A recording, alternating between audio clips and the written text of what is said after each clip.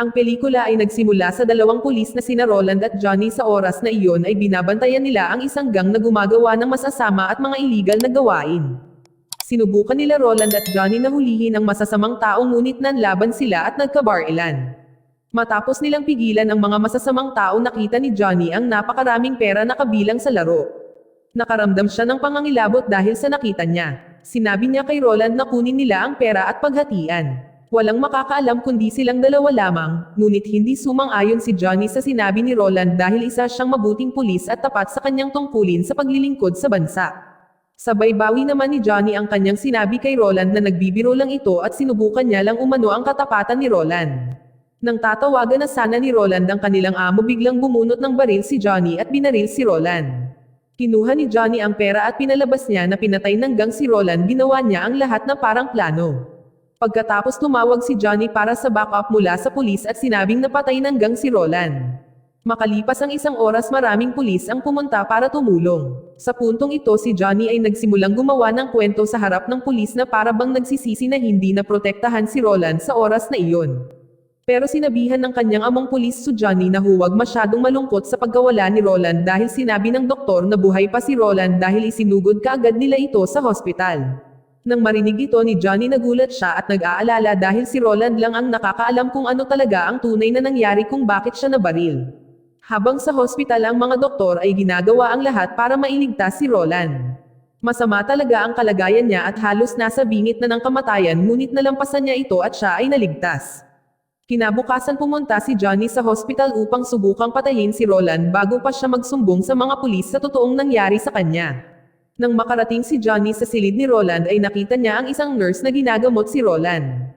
Nagtago si Johnny hanggang sa umalis ang nurse. Habang ginagamot, napansin ni Roland si Johnny at alam niyang gusto siyang patayin nito.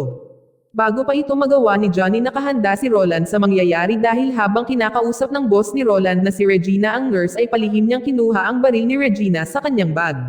Nang sandaling iyon, kailangan na umalis ni Regina nang sabihin ng nurse na kailangan na magpahinga ni Roland ng buong 2 araw. Nang umalis si Regina sa hospital, napagtanto niya na wala na ang kanyang baril. Naisip niya na baka nahulog ito sa kwarto ni Roland. Samantalang si Johnny ay pumasok sa kwarto ni Roland at akmang sasaktan siya. Noong mga oras na iyon ay nagkukunwaring tulog si Roland, ngunit nang tangkaing saktan siya ni Johnny, saka pumasok si Regina at nakita niya si Roland na binaril si Johnny. Pagkatapos ay sinabi ni Roland na magpapaliwanag siya. Lumipas ang ilang linggo at bumisita si Regina sa bahay ni Roland. Nalaman niyang hindi pa rin siya makakapagtrabaho tulad ng dati dahil hindi pa siya fully recovered. Ang kaso na kinasasangkutan ni Johnny ay naayos na dahil nalaman ng pulis nagnakaw si Johnny ng pera mula sa gang at gustong patayin si Roland. Matapos ipaliwanag ni Regina na gusto ng punong tanggapan na i-retire si Roland dahil baka hindi na siya kasing galing ng dati at medyo nasa edad na rin. Nang marinig ni Roland ang sinabi ni Regina, wala siyang pagpipilian kundi tanggapin ang desisyon. Makalipas ang ilang buwan, bumuti na ang kalusugan ni Roland, ngunit nakaramdam siya ng pagkabagot dahil hindi na siya makapagtrabaho gaya ng dati.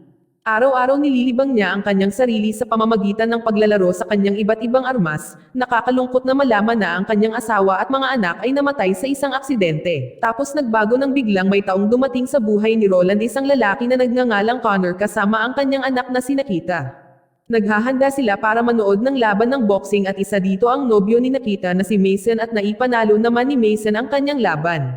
Kinagabihan ay nagpa-party si Mason para ipagdiwang ang kanyang tagumpay. Naroon si Nakita kasama niya at nagsaya. Nang matapos ang party ay umalis sila na napapalibutan ng isang grupo ng mga bodyguard na nagbabantay ng mabuti kay Nakita. Ngunit naging nakakatakot ang mga pangyayari nang nakarating sila sa parking lot. Sinalakay sila ng grupo ng mga kidnapper at pinagbabaril ang mga security guard na may layuning agawin si Nakita sa gitna ng kaguluhan. Sa di inaasahang pangyayari ay iniwan ni Mason si Nakita sa gitna ng kaguluhan na mag-isa. Gumawa siya ng paraan para makatakas sa mga kidnapper at di naman siya nabigo. Kinabukasan tinawagan ni Connor ang matalik niyang kaibigan na walang iba kundi si Roland. Sa oras na iyon ay gustong malaman ni Connor kung ano ang pinagkakaabalahan ni Roland. Sinabi ni Roland na wala na siyang masyadong ginagawa dahil matagal na siyang walang trabaho. Hiniling ni Connor kay Roland na pumunta sa kanyang lugar sa isang malayong bayan at sumang-ayon naman si Roland sa hiling ni Connor at dahil matagal na rin silang hindi nagkita-kita. Isang pribadong driver ang ipinadala ni Connor para sunduin siya at ihatid diretso sa bahay ni Connor. Habang sa daan napansin ng driver ang ilang mga maton na nag-aabala sa kanyang kapatid. Kaya naman lumabas siya ng kotse at hinarap ang mga nangbubuli sa kapatid niyang babae ngunit inatake niya ang driver at pinigilan ito ni Roland. Hindi nagtagal nakarating sila sa lugar ni Connor, masaya siyang nakita ang kanyang kaibigang si Roland at binigyan siya ng mainit na pagtanggap. Pagkatapos nag-usap sila at tinanong ni Roland kung ano ang problema kung bakit siya pinpunta ni Connor dito. Hanggang sa ipinaliwanag ni Connor na kamuntikan ng makidnap ang anak niyang si Nakita. May kutob siya na ang may kagagawa nito ay kanyang mga karibal sa negosyo dahil si Connor ay napakayamang negosyante ng mga langis. Dahil sa nangyari kailangan ni Connor ang isang bihasang bodyguard para maproteksyonan ang kanyang pamilya, at inalok niya si Roland kung papayag ba ito at sumang-ayon naman si Roland sa alok ni Connor. Hindi nag-aksaya ng oras si Connor, ipinakilala kaagad niya ito sa kanyang anak na si Nakita. Tinanong siya ng kanyang ama kung naalala niya pa si Roland dahil madalas itong namamasyal sa kanila noong una. Nang biglang dumating si Mason na ibig sabihin ay pinatawad niya na sa kabila ng pag-iwan nito sa kanya nang dumating ang mga kidnapper. Kinabukasan nagsimula ng magtrabaho si Roland bilang bodyguard ni Nakita. Pinasuot niya kay Nakita ang isang kwintas na may tracker, at hindi siya tumigil doon dahil sinigurado niyang nasa kanya ang lahat ng gamit na maaring kailanganin niya para proteksyonan si Nakita. Naglagay din siya ng mga security cameras para sa bahay ni Connor.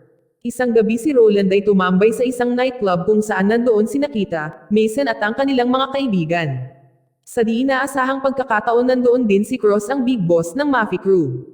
Noong mga oras na iyon ay napansin ni Roland si Mason na nakakuha ng mensahe mula kay Cross at pumunta sa ibang kwarto.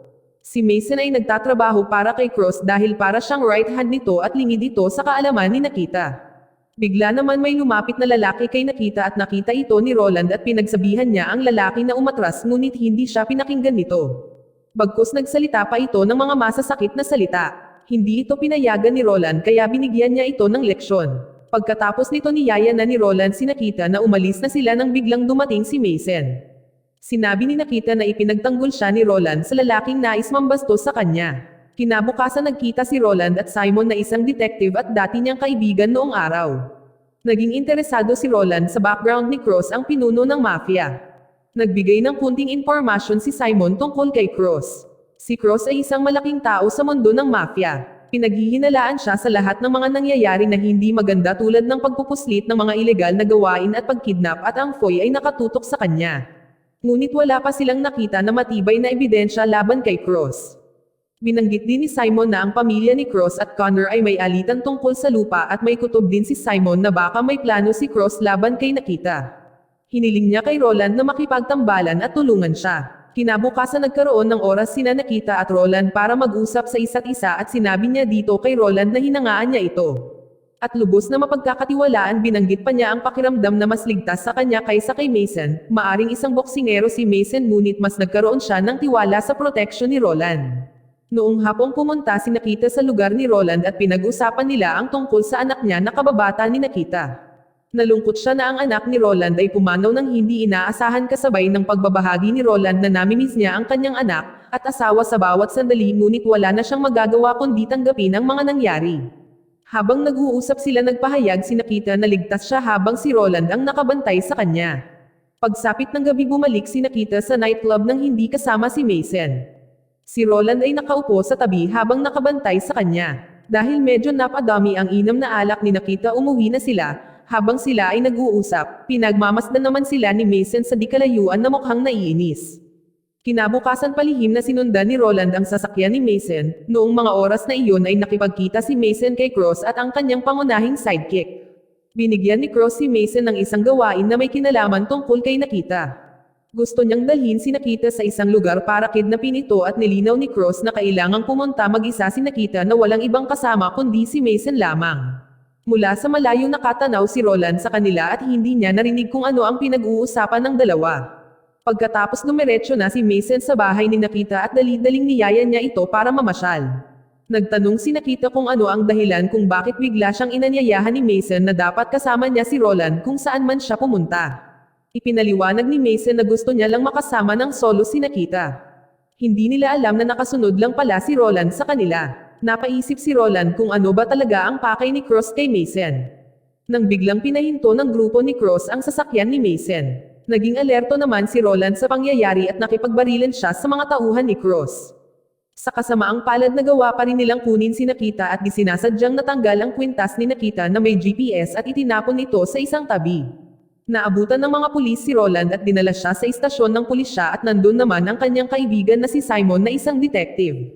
Siya ang nagsagawa ng pagtatanong kaya sinabi ni Roland na kailangan niyang makaalis sa lalong madaling panahon dahil si Nakita ay kinidnap ng mga tauhan ni Cross. Pagkatapos marinig ni Simon ang paliwanag ni Roland ay pinakawalan nila ito. Habang si Connor ay nakatanggap ng tawag mula kay Cross at sinabi nito na hawak nila si Nakita at kung gusto niya itong mabawi kailangan niyang magbigay ng 5 milyon in cash kapalit ni Nakita. At hindi lanang yan kailangan din ni Connor na ibigay ang land certificate na naglalaman ng oil at uranium. Dahil inaangkin ni Cross na dati itong pagmamay-ari ng kanyang ama at kinuhala ng umano ni Connor ito at iyon ang malaking kuha niya sa pera na tatagal ng mga henerasyon. Nagbanta si Cross na mas mabuting ibigay niya ang gusto niya bukas ng gabi na walang kasama lalo na ang mga pulis. Pagkatapos dumaan si Simon para kausapin si Connor tungkol kay Nakita. Gusto niyang tulungang hanapin si Nakita ngunit si Connor ay di umimik dahil sa banta ni Cross. Nagtataka rin si Simon tungkol sa kinaroroonan ni Roland subalit wala rin siyang ideya dahil hindi pa ito nagpapakita sa kanya.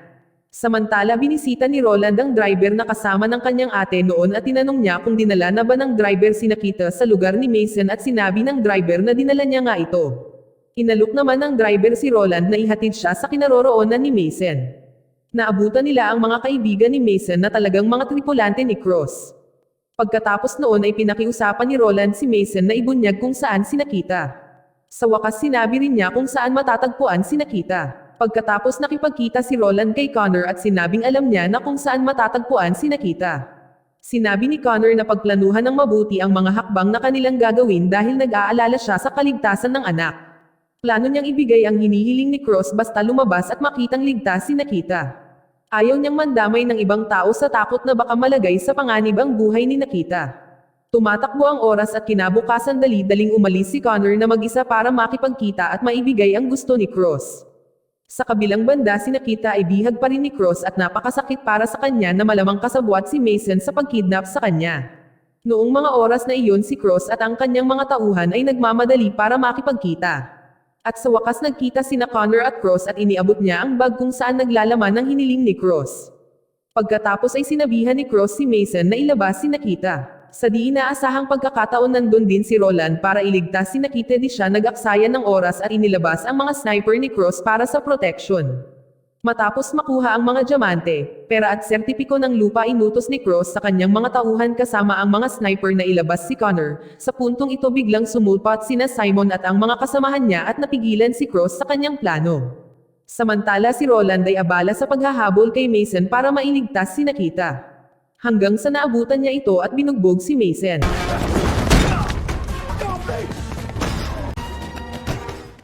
Iniligtas ni Roland si Nakita mula sa panganib. Hinuli sila kaagad pagkatapos ipaalam ni Roland kay Simon ang mga pangyayari.